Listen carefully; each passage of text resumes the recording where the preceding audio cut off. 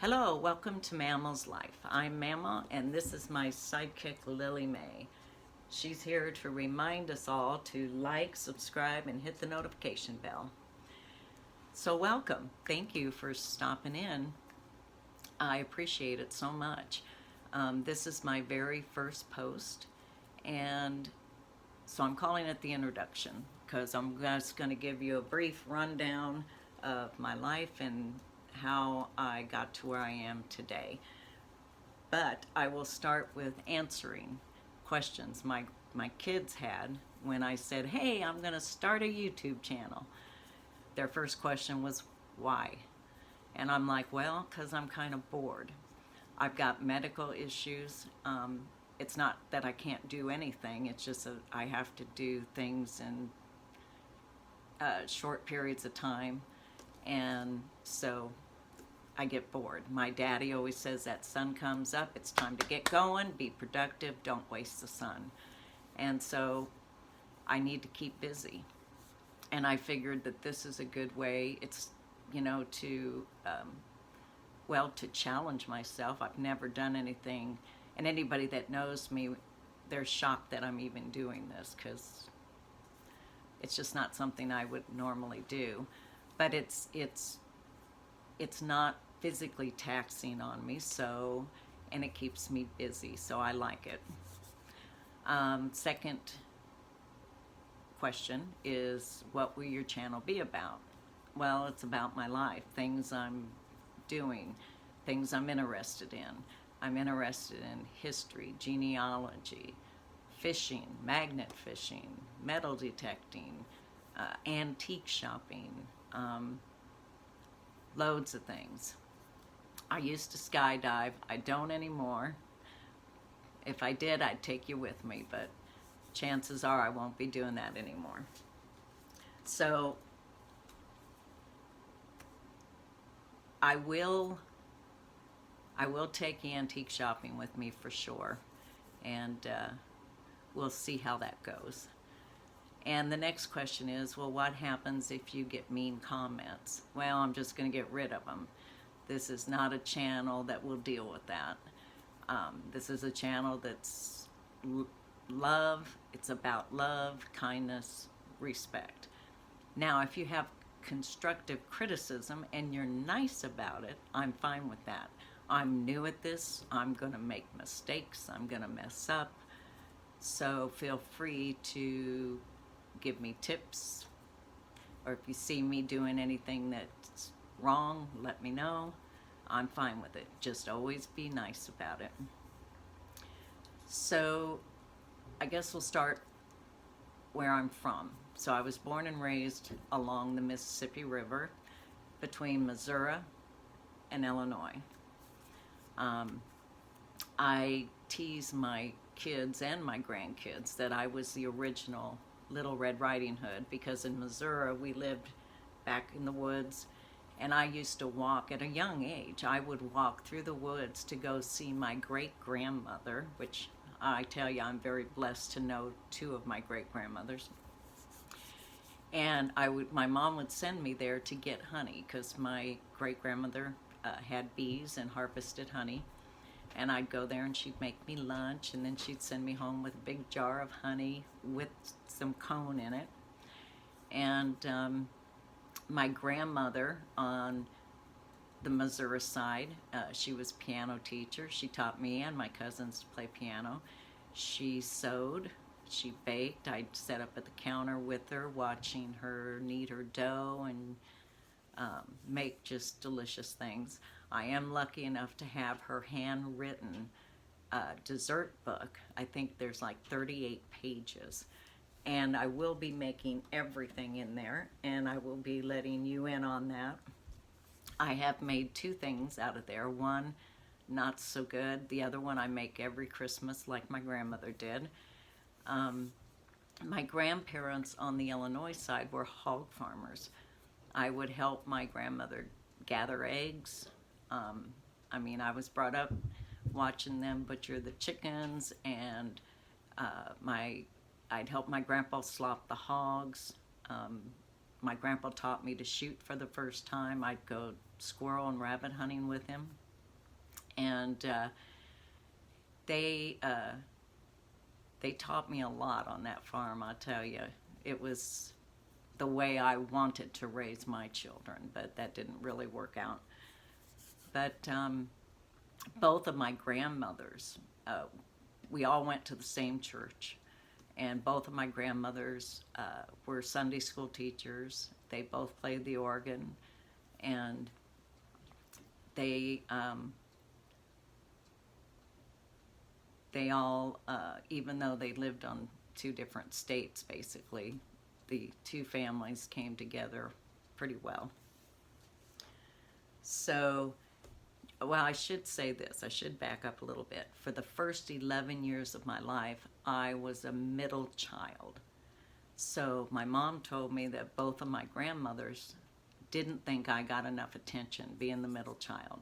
So I was always at my grandparents' house, usually on the weekends. If I wasn't at one, I was at the others. So I was very blessed to be able to spend a lot of time with both of those grandparents. Now, you would think from Missouri, where we live, to the Illinois side of the Mississippi River, we're only talking 20 miles. The kids on the Illinois side used to tease me all the time, saying that I talked funny. And my reddish hair. I had strawberry blonde hair, freckles. I got teased about those two things. I was called a hillbilly, a hick, a river rat. I was called all kinds of things, and not meaning it in a good way. And I know that I cried quite a few times when I was called these names. Now, it's a badge of honor as far as I'm concerned.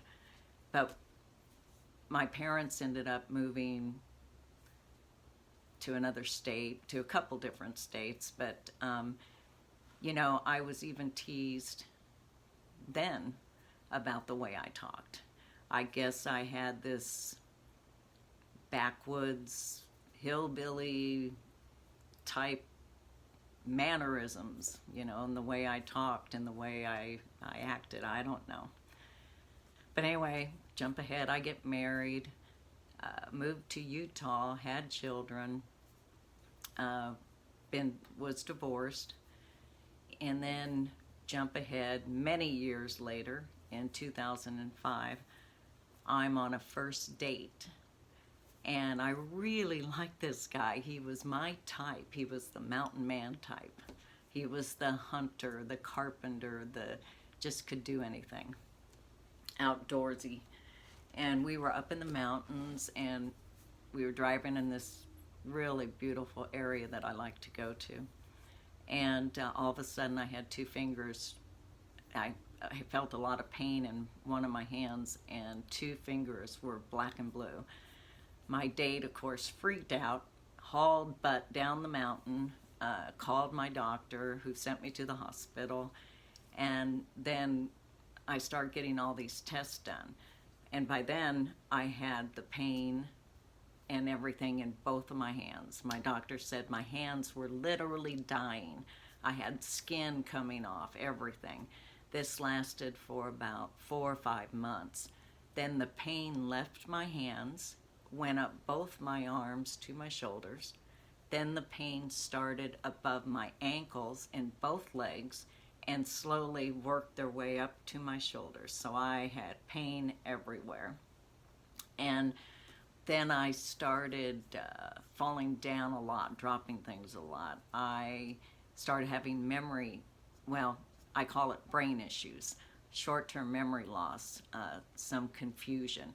It was intermittent. So 1 minute I could be my halfway intelligent self.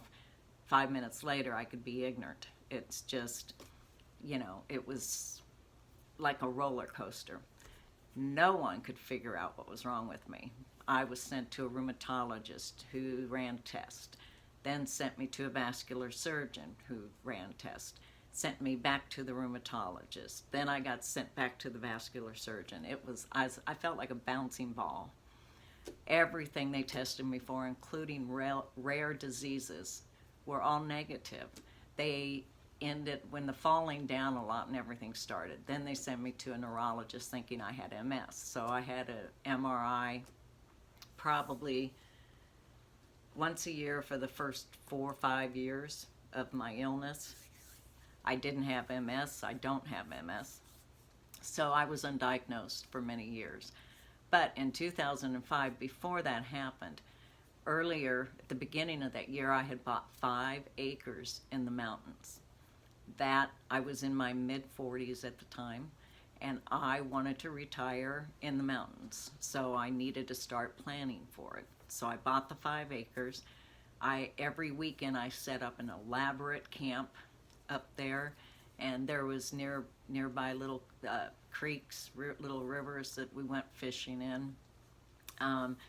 But about 2 weeks before I got sick, I had just found an old, cheap, single-wide mobile home that I was going to buy and put on my property. I hadn't bought it yet, but I was negotiating with the guy who was going to haul it up to my property for me. And before that all got done is when I got sick. So I lost it all. And unfortunately, as time went on, nobody could figure out what was wrong with me. I couldn't work. It was crazy.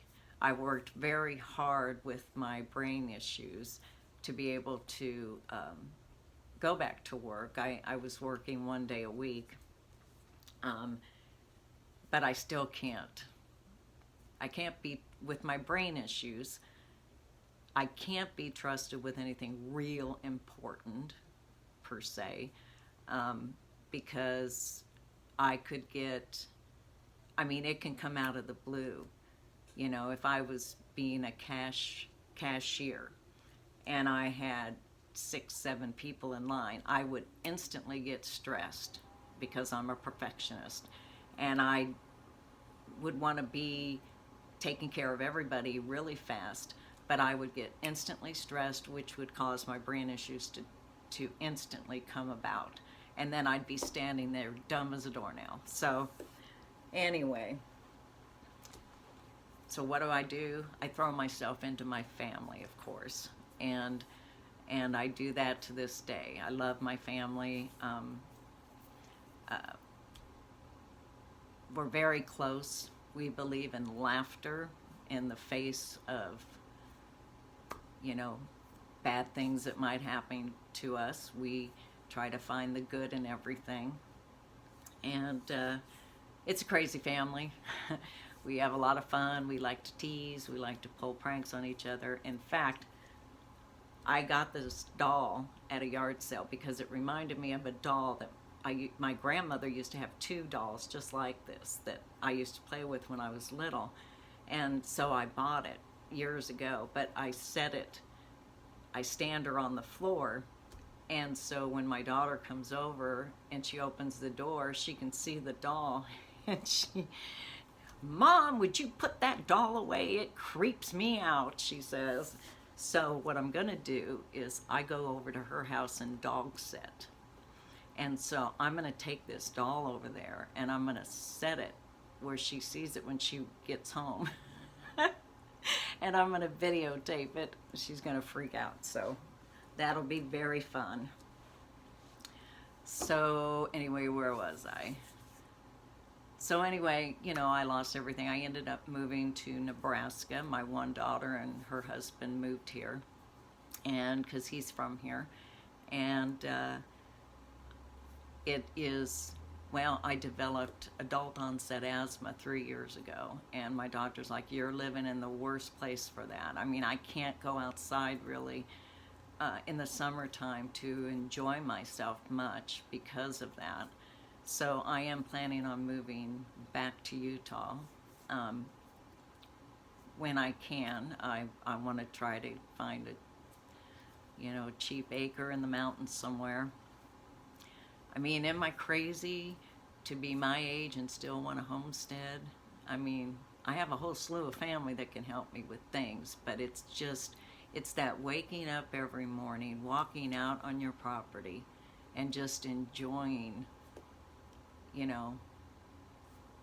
enjoying life and what it has to offer and living off the land. Maybe I am crazy, but if I can, I'm going to do it. I do want to give a shout out to my son-in-law in Utah. Casey, I am down to 1 cup of coffee a day. Thank you, darling. Well, I guess that's about it for now, but thank you so much for stopping in, checking out my channel. I hope you will come back, and I wish you a wonderful day.